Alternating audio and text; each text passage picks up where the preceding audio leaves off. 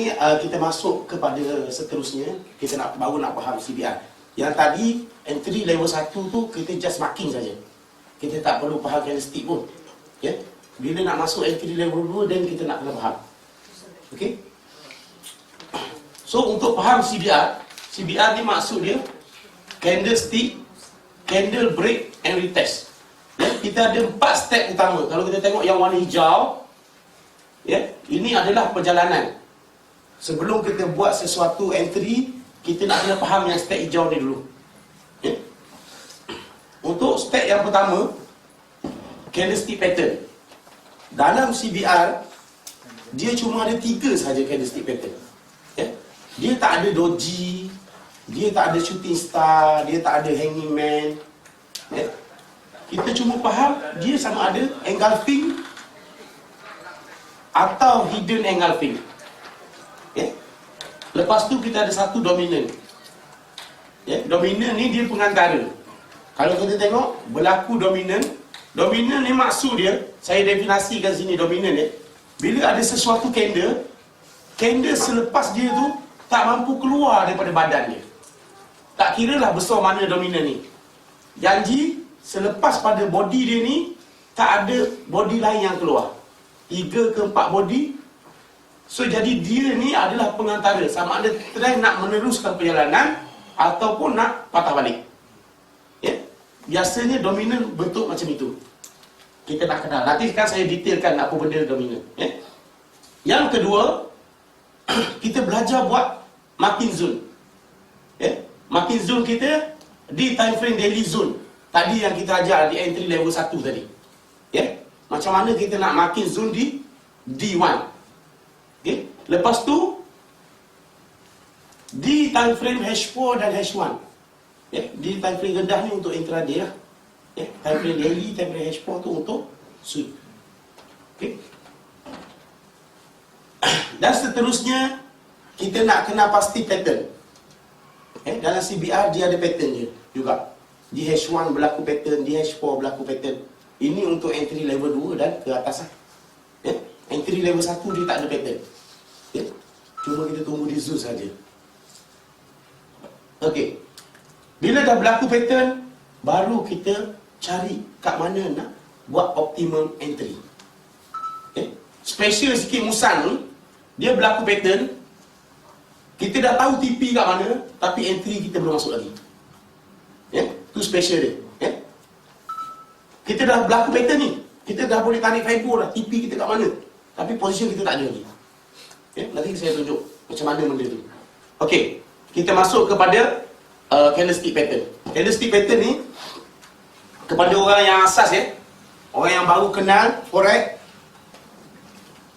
candlestick yang turun kita panggil dia bearish, ya, ataupun kita panggil dia seller, ya, orang yang sell. Bermaksud kalau putih ni berlaku satu dunia ni orang sell dengan orang buy, maknanya banyak orang sell, sebab tu dia menang. Candle close macam itu. Okey? Satu poin ni. Okey? Kalau kita tengok seller bearish, seller tiba-tiba ada buyer besar yang masuk. Ya? Buyer besar yang masuk ni, kita nak tahu dia kuat ke tak kuat adalah bergantung kepada dia punya close. Ya?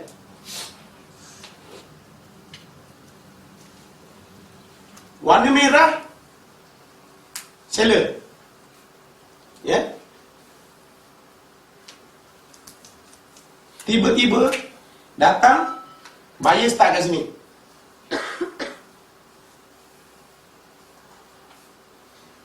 Bermaksud candle buyer ni dah mematikan seller apabila dia berjaya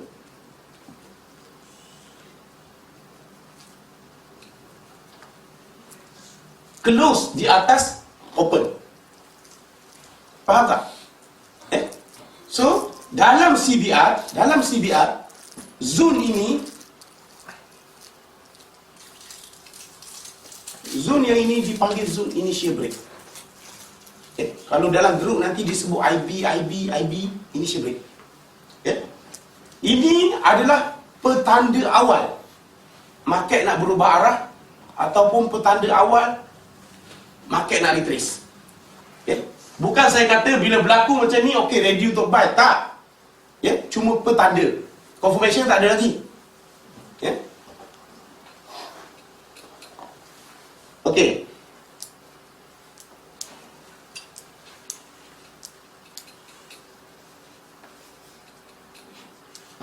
Kalau kita tengok yang kedua punya gambar,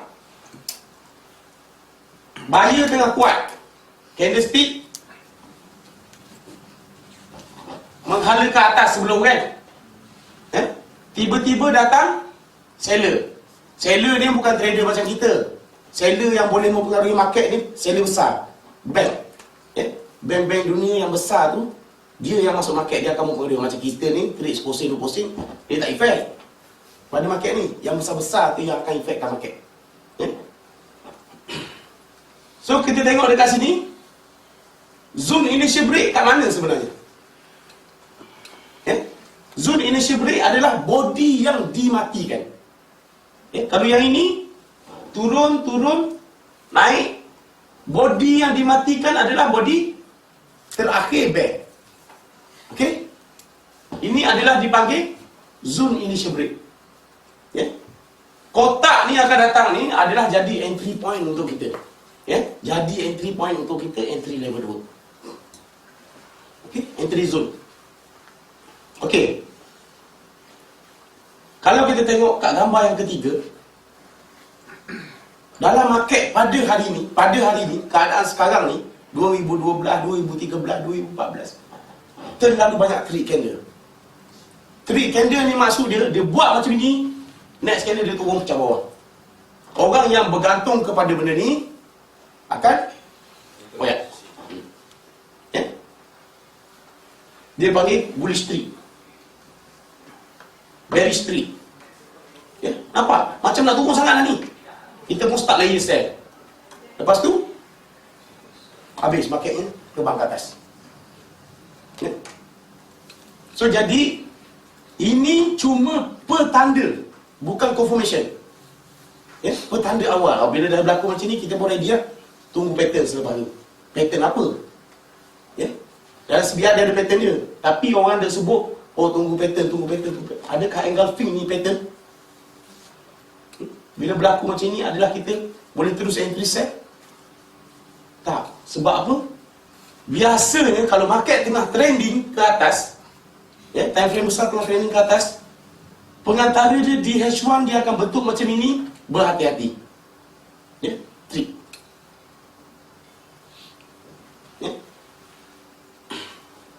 Okey. Yang ini kita cerita pasal engulfing. Engulfing ni dalam CBR disebut,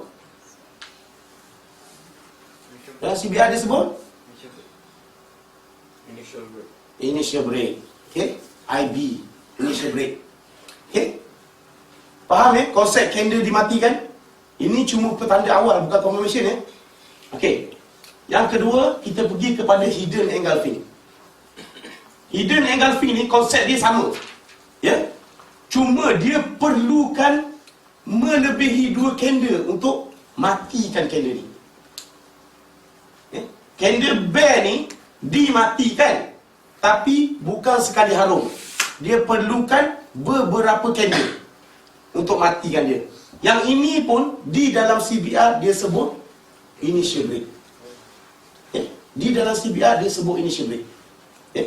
Definisi dominant candle dia hampir-hampir. Nanti kita masukkan ke dominant. Okey, ni sekarang kita berada di hidden engulfing. So yang ini bearish, tiba-tiba datang bullish. Candle ketiga baru dimatikan candle bearish tadi. Okey. Yang sini candle ketiga juga baru dimatikan. Okey. Kita tengok contoh lagi. Pun sama. Yang ini pun sama. So yang ini kita kena pasti kesemua ni dipanggil initial break, tapi dalam bentuk hidden engulfing.